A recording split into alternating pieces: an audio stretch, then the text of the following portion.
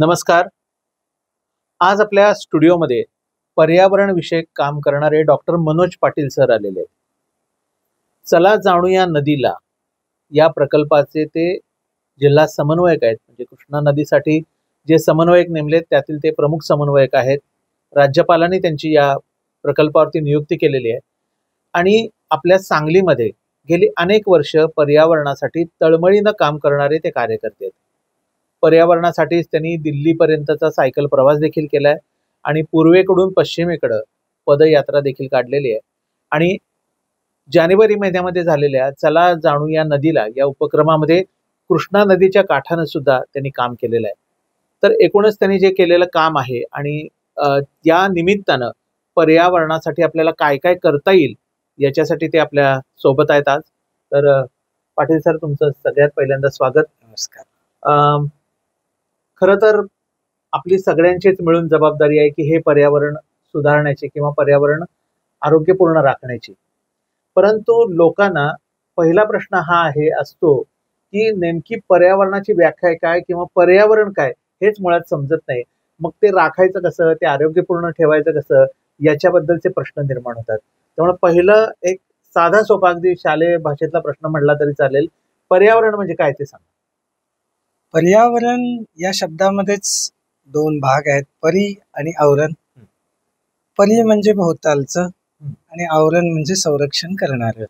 आपल्या भोवतालचे संरक्षण करणारं जे जे काही आहे ते पर्यावरण आहे. आपल्या भोवताली वातावरण आहे, त्यामुळे आपल्याला ऑक्सिजन आहे, म्हणून पृथ्वीवर जीवन आहे, ते आपलं संरक्षण करणारा घटक आहे. झाडी आहे, आपलं संरक्षण करणारा घटक आहे. पाणी आहे, आपलं संरक्षण करणारा घटक आहे. आपल्या शरीरामध्ये पाणी कमी झालं तर डिहायड्रेशन होतं, आपल्याला माहिती आहे. यथा सृष्टी तथा देह असं म्हटलेलं आहे. बरोबर. म्हणजे आपलं शरीर याच 5 भौतिक गोष्टींपासून बनलेलं आहे, ज्या 5 भौतिक गोष्टी आपल्या भोवताली आहे. आणि हे भोवतालचं आवरण आपल्याला संरक्षण देतं, हे पर्यावरण. बरोबर. म्हणजे जसं आपण म्हणतो की आपल्या शरीराचं आरोग्य चांगलं राखायचं असेल तर आपल्या शरीरातली प्रत्येक गोष्ट चांगली असायला पाहिजे किंवा निर्दोष असायला पाहिजे, निरोगी असायला पाहिजे. तसं हे पर्यावरण निरोगी ठेवण्यासाठी आपल्याला काय काय करता येईल किंवा कुठल्या गोष्टींचा विचार करता? अगदी ह्याचं सुद्धा आपण विभाजन केलं की 5 घटक आहेत: हवा, पाणी, आकाश, जमीन. ह्या घटकांच्या प्रत्येकाचा वेगळा वेगळा विचार आपल्याला करावा लागणार आहे.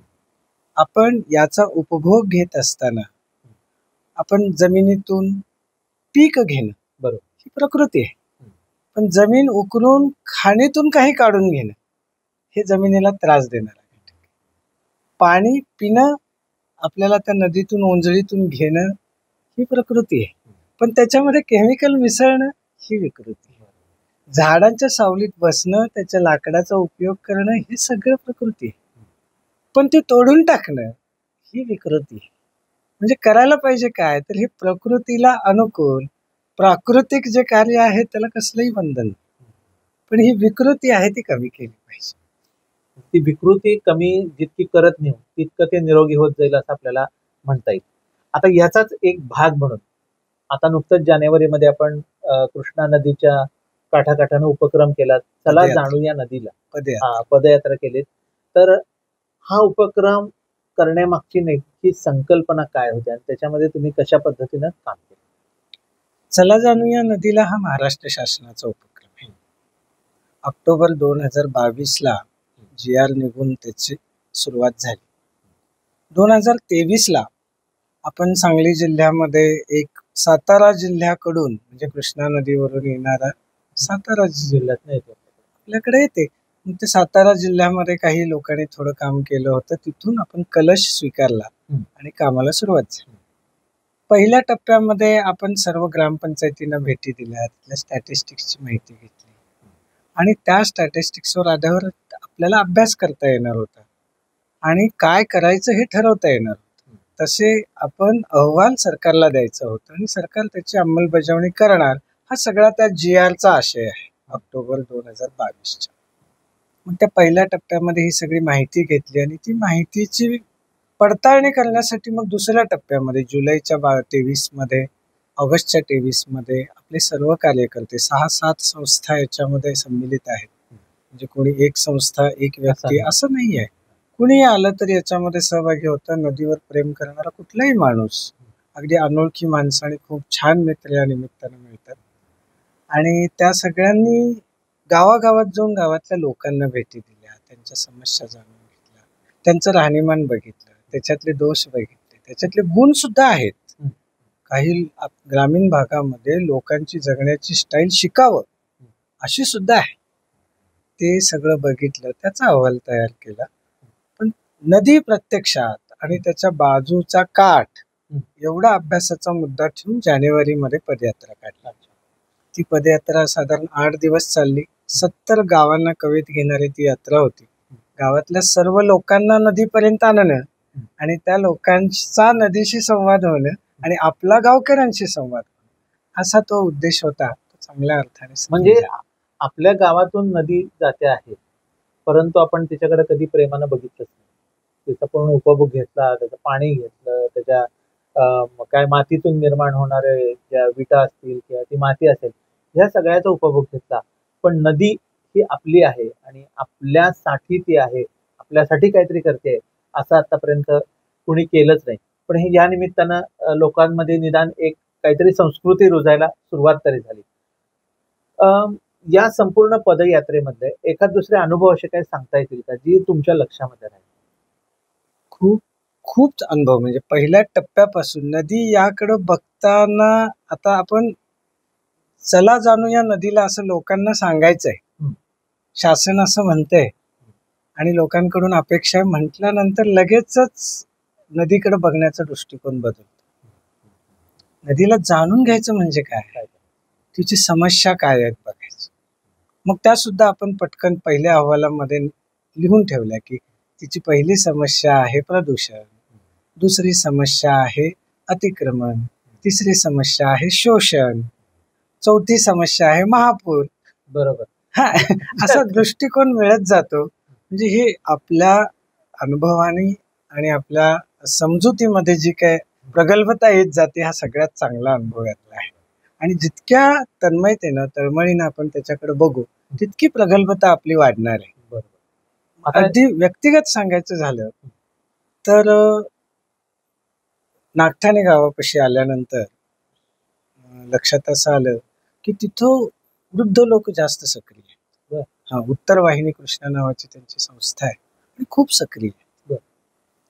आणि त्या लोकांचं तिथं गेल्यापासून, अगदी वाळव्याच्या पुलावरनं गेल्यापासून त्या लोकांनी जे माझी पाठ धरली आणि जे मला सावली म्हणा किंवा अगदी काय असं फुलावरून नेल्यासारखं नेलं, गावात मिरवणूक काढली, शाळेतल्या मुलांना एकत्र केलं, संवाद झाला, ग्रामपंचायतीत मीटिंग झाली, ग्रामपंचायतीतल्या लोकांनी खूप छान सगळ्या गोष्टी समजून घेतल्या. आणि त्याच्यानंतर जेव्हा यायला निघालो तेव्हा माझ्या बरोबर 10-15 70चे तरुण चालायला होते बोललीपर्यंत. सद्गदित करणारा असा अनुभव होता. मग आता आपण म्हणालो की संस्कृती काय, ही घटना त्या संस्कृतीचं निदर्शक आहे की आपल्या जनमानसामध्ये आत्मीयता आहे, ती कुठंतरी पांघुरली गेली आहे. कुठल्या तरी अन्य गोष्टींनी त्याच्यावर जास्त हे झालंय, पडदा आलाय. पण अंतरंगात मात्र तन्मयता प्रत्येक माणसाच्या मनामध्ये प्रेम आहे या सगळ्या गोष्टी. अगदी आहे. आपण आता 4 गोष्टींचा उल्लेख केला. प्रदूषणाच्या बाबतीमध्ये आपण पाहतोच आहे की जागोजागी नदीमध्ये प्रदूषण होतंय, कळत न कळत. म्हणजे कुणीही नदी मी प्रदूषित करतो म्हणून त्याच्यात आणून निर्माल्य टाकत नाही, पण तो एक काय म्हणतात ते पारंपरिक पद्धतीनं घडला जाणारा तो एक चुकीचा पायंडा त्याच्यामध्ये आहे किंवा कारखान्यांचं पाणी याच्यामध्ये. आता आपण पाहतोय की नदीच्या काठावरती राहणाऱ्या लोकांनी कशा पद्धतीनं नदीशी बिहेवियर केलं पाहिजे. परंतु काही लोक म्हणतील की आम्ही नदीच्या काठावर राहतच, आमचा आता मिरजेचे लोक म्हणजे आमचा नदीशी काय संबंध, आम्ही कुठं तिला प्रदूषित करतोय, आम्हाला का तुम्ही शिक्षा किंवा आमचं प्रबोधन कशासाठी करताय. तर त्या लोकांनी काय करणं अपेक्षित आहे या नदीच्या? तुम्ही हे 2 भाग केले ते खूप छान झालं. नदीच्या काठावर राहणारी जनता आणि नदीच्या काठाशी फार संपर्क नसलेली जनता, या दोघांसाठी आपण विचार करूया. नदीच्या काठावर राहणारी जनता याच्यासाठी जो काही संवाद झाला, त्या आमची जी पदयात्रा झाली त्याला नदी संवाद यात्रा असंच नाव होतं. आणि तो संवाद मग त्या लोकांच्या बरोबर होता, तो नदी बरोबर होता, त्या शेतांबरोबर होता, त्या काठांबरोबर होता, तिथल्या प्राण्यांबरोबर होता, पक्ष्यांबरोबर होता, जलचरांच्या बरोबर होता, पान वनस्पत्यांबरोबर होता. या सगळ्या संवादातून लक्षात अशी गोष्ट येते की आपल्याला ह्या प्रत्येक गोष्टीसाठी, मग ती समस्या प्रदूषणाची असो किंवा अतिक्रमणाची असो किंवा शोषणाची असो, संवेदनशीलता ही खूप महत्वाची गोष्ट आहे. म्हणून ह्या उपक्रमाला नाव चला जाणूया नदीला असे. जाणून घेऊया.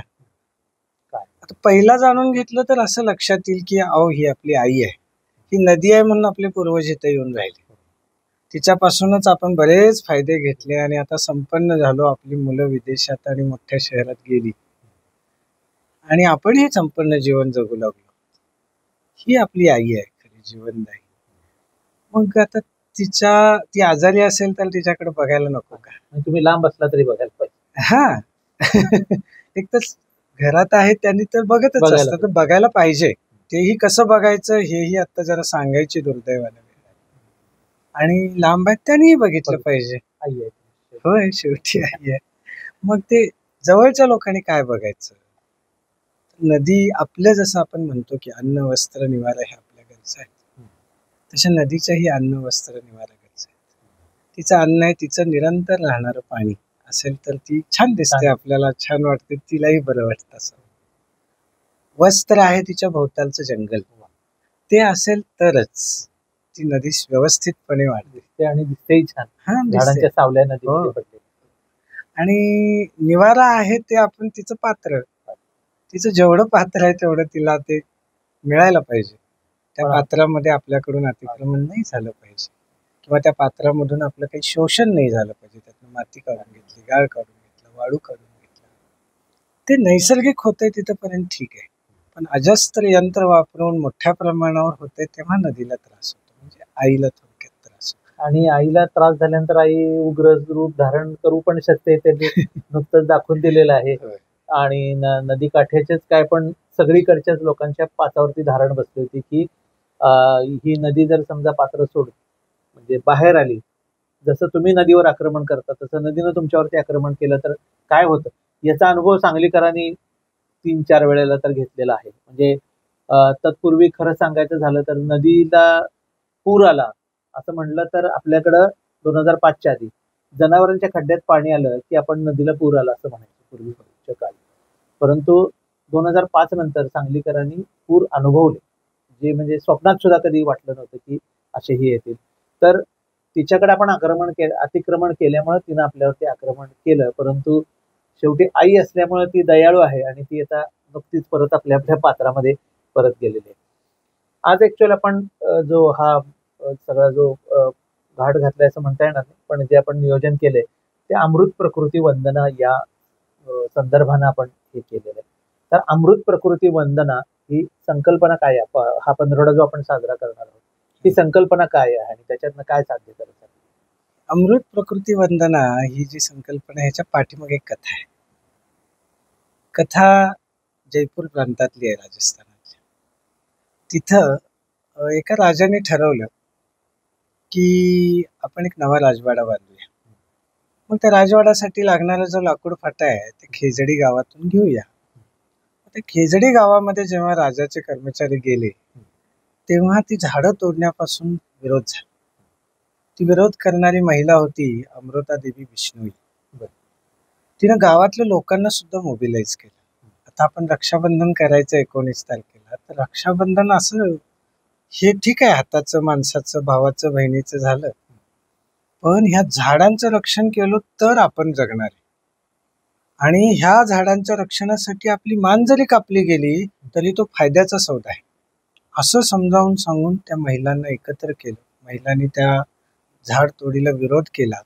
राजाने नंतर ती गोष्ट सगळी समजल्यानंतर तो निर्णय कॅन्सल केला, रद्द केला. आणि पण ते होईपर्यंत 363 महिलांचे प्राण गेले. सर्वोच्च प्रकारचं बलिदान द्यायला झाडांसाठी या महिला तयार होत्या. चिपको आंदोलनाचा इतिहास खूप लोकांना माहिती. मग आपल्या संस्कृतीमध्येच पर्यावरणाच्या संदर्भातली जी संवेदनशीलता आहे ती इतकी ठासून भरलेली आहे. सर्वोच्च बलिदान द्यायला तयार होते. आणि आत्ता पर्यावरणाची एवढी हानी झाली आहे आणि अशा वेळी आपण काय बलिदान देऊ शकतो का नाही? आपल्याला काही लगेच मानेचं बलिदान द्यायची गरज नाही. आपण छोट्या छोट्या गोष्टीचं बलिदान देऊ शकतो. त्याच्यामध्ये आपण 3 भाग करू शकतो. पब्लिक लेवल हे सार्वजनिक विषय झाला, पर्सनल लेवल हा वैयक्तिक विषय झाला, प्रोफेशनल लेवल म्हणजे वैयक्तिक स्तरावर, व्यावसायिक स्तरावर आणि सामाजिक स्तरावर अशा काही आपण संवेदनशीलतेनं योजनापूर्वक छोटे छोटे बलिदान देऊन पर्यावरणाचं रक्षण करू शकतो. ह्याचं प्रॅक्टिकल ह्याची प्रॅक्टिकल आपण केलं तर त्याच्यात खूप आनंद मिळणार आहे. अगदी उदाहरणार्थ सांगतो की पर्सनल लेवलवर काय करता येऊ शकतं. आपलं घर आहे, या घराला पर्यावरणपूरक घर कधी म्हणता येईल?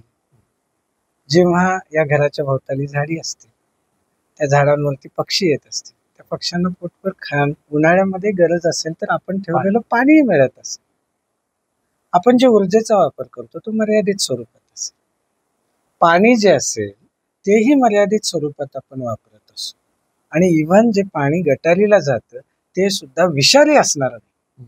ह्या गोष्टी करणं शक्य आहे. कसं सांगतो? पाणी कमी वापरणं. आपण पाहुण्यांना ग्लासमध्ये पाणी दिलं, काय होतं की ते जितकं हवं तेवढं पितात, बाकीचं ते सगळं ठेवतात आणि नंतर मग काय होतं, उष्ट पाणी ओतून टाकतो. ते उरलेलं पाणी उष्ट आहे म्हणून टाकलं जातं. आपल्याला माहिती आहे का, आपल्या शहरामध्ये विशेषतः आता सगळीकडे शुद्ध करून पाणी द्यायची व्यवस्था, ते शुद्धीकरणात प्रचंड खर्च होत असतो. अगदी प्रॅक्टिकली व्यापारी वृत्तीनं विचार करायचा म्हणला तरी सुद्धा अशा प्रकारे पाणी नष्ट करणं हे त्रासदायक आहे. आता त्याच्या पाठीमागे शोषण होतं नदीचं शोषण करत असताना वीज वापरली जाते, ते वीज निर्मितीसाठी पुन्हा शोषण होतं. हे खूप मोठं दुष्टचक्र त्याच्या पाठीमागे असतं. म्हणून कमी पाणी वापरणं, हाफ ग्लास बॉटल द्या, परत बॉटल ठेवा किंवा जग ठेवा आणि लागेल तेव्हा घेतील. आपली पूर्वीची संस्कृती तांब्या भांड्यात द्यायची होती. पाहिजे तेवढे घ्या, वरनं पाणी प्या, पुन्हा एकच वाटी ठेवा. गरज आहे तेवढंच तो ओतून घेतो ना. भांड्यात अंघोळ करताना आपण भरमसाठ पाणी वापरणं, एक टब वापरणं म्हणजे किती बघा. शॉवर घेतलं तर थोडं कदाचित कमी लागत असेल, बादली म्हटलं तर 1, 2, 3 काही लिमिट आहे की नाही. खरं तर अर्ध्या बादलीमध्ये छान अंघोळ होते. काय मोठा त्याग आहे का हा मी अर्ध्या बादलीत अंघोळ करणार नाही. तसं आपण विविध वस्तू घरामध्ये आणतो, प्रत्येक वेळी कॅरी बॅग आलीच पाहिजे का? आपण कापडी बॅग घेऊन जाऊ शकतो की? आपण फिरायला बाहेर जातो तेव्हा आपली पाण्याची व्यवस्था, फक्त अगदी पाणी नाही नेलं तरी पाण्याची बाटली, पाण्याचा कॅन हे तरी बरोबर ठेवू शकतो का? प्रत्येक वेळी बाटली विकत घेतली पाहिजे आणि मग आपण रायगडावर गेलो, पन्हाळगडावर गेलो, त्या बाटल्या सगळ्या तिथं टाकल्या पाहिजे? अशा छोट्या छोट्या गोष्टींचा त्याग पर्सनल लेवल. प्रोफेशनल लेवलवर कॉर्पोरेट कल्चर असतं आणि छानपैकी टेबल असतो कॉन्फरन्स हॉलमध्ये, त्यामध्ये प्रत्येक समोर एक एक बाटली ठेवलेली असते, एसी चालू असतात, लाईट्स चालू असतात. हे सगळं आवश्यक आहे का? आपल्या सांगलीमध्ये बीएड कॉलेज आहे, त्या बीएड कॉलेजमध्ये शनिवारी 2 तास हे अर्थ आवर म्हणून सेलिब्रेट होतं दर शनिवारी. फक्त पंखे आणि लाईट्स बंद ठेवतात, कम्प्युटर चालू ठेवतात. परिणाम काय होतो? जाणीव राहते की आपण अर्थ आवर का सेलिब्रेट करालोय, की हे वाचवणं गरजेचं आहे. मौजे डिग्रजचं एक उदाहरण खूप चांगलं आहे. मौजे डिग्रजनं काय केलं, एकदा पाण्याचे नळ गावामध्ये बऱ्याच ठिकाणी नळ चावी बसवायची सवयच नसते, सोडलं वरनं की वाहत असते. मौजे डिग्रज गावानं असं ठरवलं की सगळे जे काही आपण आता ग्रामपंचायतीच्या वतीनेच चाव्या बसवूया. 7,000 रुपये खर्च झाले आणि त्याच्यानंतर जे पाण्याचं बिल आलं, पाणी उपसून द्यायचं, मग पाणी उपसण्यासाठी जे विजेचं बिल होतं ते 13,000 कमी झालं दर महिन्याला. अच्छा, किती प्रचंड पैसे वाचले. म्हणजे शोषण किती वाचलं असं जर विचार केला तर हे पैशापेक्षा खूप मोठं आहे. 13,000 या आकड्यात आपल्याला त्या भाषेत कळतं म्हणून सांगायचं. नाहीतर एवढी वीज तयार करायला काय काय शोषून घेतलंय आपल्या पृथ्वीकडनं आपण, ते जर बघितलं तर ती खूप मोठी हानी असते. त्याच्यासाठी उदंचन ग्रह करतो, त्याच्यासाठी सिमेंट वापरतो, लोखंड वापरतो, ते खाणीतून काढतो, त्याचं ट्रान्सपोर्टेशन करतो, प्रोसेसिंग करतो, केमिकल प्रक्रिया करतो. ह्या सगळ्याची कॉस्ट खूप मोठी असते. आपण देतो, जरी आपण स्टीलला आज काय समजा 100-150 रुपये किलो स्टील देत असलो, तरी पर्यावरणाच्या हानीच्या अंकानं मोजलं गेलं तर ते 150 रुपयाला पडत नाही. ते हजारो लाखो रुपये त्याचे मूल्य होते. हे सगळं वाचवण्यासाठी प्रोफेशनल लेवलवर आपण काय करू शकतो, आणि ही जागृती पसरली पाहिजे. माझं तुम्हाला माहिती पाहिजे, तुमचं इतरांना माहिती व्हायला पाहिजे, म्हणून छोटे छोटे सामाजिक उपक्रम असे करणे, त्याच्यामुळे हे असं सामाजिक स्तरावर करता येण्यासारखं आहे. मग सामाजिक स्तरावर ज्यांना करणं शक्य आहे ते अधिकाधिक लोकांनी ते करावं. कॉलनी लेवलवर करावं. गृह प्रकल्प असेल तर त्या म्हणजे त्या लेवलला करावं. छोटे छोटे थेंबे थेंबे तळे साचे म्हणतात, तसंच ते छोट्या छोट्या गोष्टीत होणार आहे.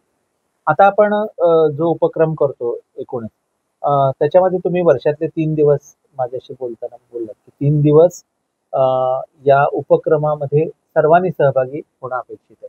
ती संकल्पना काय? हो, आता ते अहवाल सगळा आपण त्या तिन्ही स्तरावरचा जेव्हा माननीय जिल्हाधिकाऱ्यांना दिला, तेव्हा जिल्हाधिकाऱ्यांनी सूचना केल्या की या सगळ्या अहवालातल्या शिफारशींप्रमाणे काम सुरू करावं. येत्या 10 जुलैला अत्यंत आनंदाची गोष्ट आहे की परवाच्या 10 जुलैला माननीय मुख्य कार्यकारी अधिकाऱ्यांनी आपल्या सहीनिशी सगळ्या गावांना पत्र धाडले, म्हणजे गट विकास अधिकाऱ्यांच्या माध्यमातून.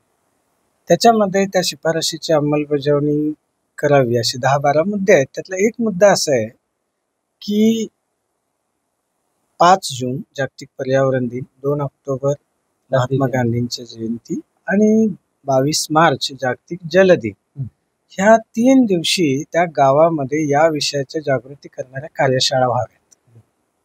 मग त्या कार्यशाळा झाल्या की जाणीव होईल. आता कुठलेही बदल घडायचं म्हटल्यानंतर 3 टप्पे असतात. आता पब्लिक लेवलवर करायचं आहे तर पहिल्यांदा पब्लिक अवेअरनेस पाहिजे, मग पब्लिक पार्टिसिपेशन पाहिजे, आणि मग पब्लिक मुवमेंट पाहिजे. म्हणजे पहिल्यांदा लोकांना कळलं पाहिजे काय करायचं, मग नंतर त्यांनी थोडं सहभागी झालं पाहिजे, आणि खूप जण सहभागी झाले की त्याला आपण मुवमेंट म्हणू. मुवमेंट म्हणजे लगेच लढा असं अर्थ नाहीये. मुवमेंट म्हणजे समस्या विरुद्ध लढा असं आपण म्हणू शकतो, आणि तो अगदी अहिंसक पद्धतीनंच जातो. त्यामुळे त्याला फार उद्विग्नता नाही, त्यामुळे त्याच्यामध्ये काही क्रोध नाही, त्याच्यामध्ये काही त्रास नाही, त्याच्यामध्ये हिंसा नाही, असं शांतपणे हा लढा जातो. पण आपल्या आपल्या स्तरावर करायचं. मग हे खूप जण करतात तेव्हा आपण त्याला मुवमेंट म्हणतो.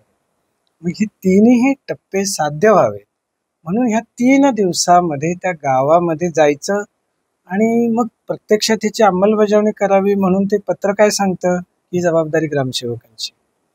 ग्रामसेवकांना एवढी कामं असतात, त्याच्या लक्षात राहील नाही राहील माहीत नाही. मग अशा वेळेला आठवण करून दिली तर तो करायला तयार असतो. स्वाभाविकपणे शासकीय आदेश आहे, पण तो करायला तयार असतो. पण त्याच्या खूप व्यापातून तो जसा हवा त्या पद्धतीनं करेल याची काय खात्री. मग त्यातल्या गावातली 4 माणसं त्याला जोडली तर जास्त बरं. गावातली 4 माणसं, शहरातली 2 आधारित म्हणजे जरा तज्ज्ञ असलेली, जास्त तळमळ असलेली माणसं, यांनी जर ते होण्यासाठी प्रयत्न केले तर ते ज्या उद्देशानं हे सगळं झालेलं आहे ते उद्देश सफल होईल. आपण आपलं मेड इन महाराष्ट्र चॅनलच्या वतीनं आणि डॉक्टर मनोज पाटील यांच्या वतीनं सर्वांना एक आव्हान करू इच्छितो की ह्या 3 दिवशी आपल्या सांगली जिल्ह्यातल्या वेगवेगळ्या गावांमध्ये हा उपक्रम केला जातो. तर ह्या उपक्रमामध्ये सहभागी जर व्हायचं असेल तर डॉक्टरांचा फोन नंबर पण मी देतोच आहे डिस्प्लेवरती, मेड इन सांगलीचा, मेड इन महाराष्ट्राचा पण देतोच आहे. तर तुम्हाला जर याच्यामध्ये कार्यरत व्हायचं असेल, जास्त काय करायचं नाही, हे 3च दिवस ठरवलेल्या गावामध्ये जाऊन लोकांच्या मध्ये मिसळून जनजागृती करायची आहे. डॉक्टर स्वतः आव्हान करतीलच, पण मेड इन सांगली आणि मेड इन महाराष्ट्राच्या वतीनं मी सुद्धा आव्हान करतो की आपण सगळेच जण या पर्यावरण रक्षणासाठी, पर्यावरण सुधारण्याच्या उपक्रमाचे भाग आहोत. कारण हे सगळं आपण आपल्यासाठी करतो, हे कुठलं कोणा दुसऱ्यासाठी करत नाहीये. तर तुम्हाला जे आवाहन करायचं आहे लोकांसाठी ते तुम्ही जरूर करू शकता. ह्या मोहिमेला लोकांपर्यंत पोहोचवणं ही सगळ्यात महत्वाची गोष्ट आहे. कारण आपण असं म्हणतो की एखादा बदल घडायचा असेल तर त्यातला सगळ्यात बेसिक घटक कुठला आहे तर माणूस आहे. सगळ्यात महत्वाचा घटक कुठला आहे, माणूस आहे. सगळ्यात बाधित होणारा घटक कुठला आहे तो माणूस आहे. आणि त्यामुळं तो याच्यामध्ये सक्रिय होणं खूप गरजेचं आहे. मगाशी सांगितल्या तिन्ही स्टेप्स यशस्वी होण्यासाठी आपल्याला त्याच्यापर्यंत पोचायची ही संधी आहे. आपण आपलं गाव, कुठलंही गाव एक दत्तक घ्यावं किंवा मग दत्तक म्हणण्यापेक्षा ठरवावं की मी ह्या गावामध्ये ही मोहीम राबवायला सहकार्य करेन, प्रशासनाला सहकार्य करेन, तिथल्या सामाजिक संस्थांना सहकार्य करेन. सामाजिक संस्था, प्रशासन आणि आपण तिघांनी मिळून ते काम करू. म्हणजे अगदी चला जाणूया नदीला उपक्रमाच्या डॉक्युमेंटमध्येही असं म्हटलंय की नदी, समाज और शासन ह्या 3 गोष्टींच्या समन्वयाने याला यश मिळणार आहे. ते समन्वय सार्थक होईल. म्हणून आवाहन असं की आपण नाव द्यावं आणि गाव निश्चित करावं किंवा कुठलंही गाव द्या म्हटलं तर तसंही चालेल. आणि या पद्धतीने वेगळ्या पद्धतीने एक समाजसेवा आपली करण्याची संधी आहे. संवेदनशीलता व्यक्त करण्याची ती संधी आहे. समाधान मस्त मिळतं. स्वांत सुखाय काम आहे आणि धोका काहीच नाही, तोटा काहीच नाही. फार इन्व्हॉल्वमेंट आहे काय, फार कागद भरायचे आहेत काही नाही, असंही काही नाही. आपल्या कुठल्याही प्रकारचं विचारणार कोणी नाही. विचारलास तर तिथली परिस्थिती आपल्याला प्रश्न विचारला, तू नीट केलायस का बाबा. आम्ही गावातून लोकांशी चर्चा करत असताना काही वेळा लोक आमच्याकडे नाश्त्याला चला, आमच्याकडे चहाला चला असं म्हणून घेऊन जायचं. तर गेल्यानंतर त्यांच्याशी बोलता बोलता एक विषय समोर आला की सगळ्यांना आपल्या घरामध्ये एक टीव्ही असावा, एक फ्रीज असावा, एक वॉशिंग मशीन असावं असं वाटतं. पण ह्या नदीच्या संरक्षणासाठी आपल्या घरात अशा कुठल्या 3 गोष्टी असल्या तर इकडे नदीचं संरक्षण होईल आणि आपल्या घराची प्रतिष्ठा सुद्धा वाढेल. तर अशा 3 गोष्टी म्हणजे एक म्हणजे बियापासून रोप तयार करणं. किती साधं सोपं काम आहे. आपल्याकडे जे कुठलं बी येतं ते बी आपल्याकडे असलेल्या कुठल्याही कंटेनरमध्ये माती आणि खत टाकून, उपलब्ध असलेलं कोणतंही खत आणि कुठलीही माती टाकून रुजवायचं. ते वाढत असताना पाहणं एक आनंददायी गोष्ट आहे. तसंच ती मुलांना संस्कार करणारी गोष्ट आहे. आणि ते झाड ठराविक एका आकाराचं झालं, बाहेर लावायच्या लायकीचं झालं, तर वयाचं झालं तर त्याला बाहेर लावायचं. बाहेर कुठं लावायचं? अंगणात लावू शकतो, रस्त्याकडे लावू शकतो, मोकळ्या जागेत लावू शकतो, नदीकाठी तर गरजच आहे. म्हणून बीजापासून रोपांमध्ये निर्मिती करण्याचा हा आनंद घरोघरी व्हावा. तसं झालं आणि ते वाढत असलेलं रोप आपण टीव्ही दिवाणखान्यामध्ये ठेवलं. हे आमच्या पर्यावरण जागृतीच्या भावनेचं प्रतीक आहे. दुसरं बायो एन्झाईम आहे. बायो एन्झाईम ही प्रक्रिया खूप साधी आहे.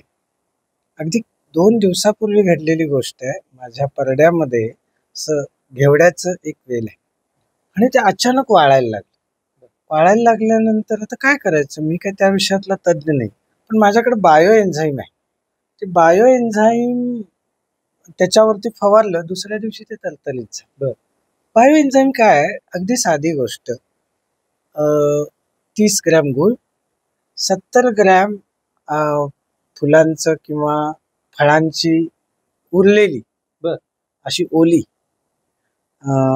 काय म्हणतात ते अवशेष आणि त्याच्यावरती 1 लिटर पाणी, असं सगळं एका बरणीमध्ये 45 दिवस ठेवलं की ते 45 दिवसामध्ये बायो एन्झाईम तयार होतं. हे बायो एन्झाईम आपल्याला फर्टिलायझर म्हणून वापरता येतं. हे बायो एन्झाईम आपल्याला पेस्टिसाइड म्हणून वापरता येतं, सॅनिटरी लिक्विड म्हणून वापरता येतं. आज आपण मोठ्या प्रमाणावर ह्या गोष्टींचं प्रदूषण करतो आहोत. आपल्या अन्नावर, आपल्या अन्नपाण्यावर ह्या गोष्टींचं प्रदूषण करतो आहोत. Detergent, sanitary liquids, pesticides, herbicides, fertilisers, chemical, ह्या सगळ्यांचा वापर कमी करण्यासाठी एक ते घरी निर्माण होणारा छोटा घटक आहे. तर तसं होणारी बरणी ही आमच्या दिवाणखान्याची शोभा वाढवत असेल तर त्याच्यामध्ये शहाणपणाही आहे, संस्कृती पण आहे आणि आरोग्य पण आहे. आणि तिसरी गोष्ट आहे इकोब्रिक. इकोब्रिक म्हणजे टाकाऊ बाटलीमध्ये टाकाऊ प्लास्टिक टाकणे. भरून ठेव. आपली 1 लिटरची जी पाण्याची बाटली आहे त्याच्यामध्ये 350 ग्रॅम पर्यंत प्लास्टिक आपण भरू शकतो. कुठलं प्लास्टिक घालायचं? जे प्लास्टिक आपण रिसायकलिंगला देऊ शकत नाही. समजा आपल्याकडे रिसायकलिंगला कलेक्ट करायची सुदैवानं चांगलीच सोय आहे, पण अन्यत्र नाही आहे, तर मग ते प्लास्टिक कुठं साठवून ठेवायचं? तर ते असं बंधन करून बांधून ठेवायला पाहिजे.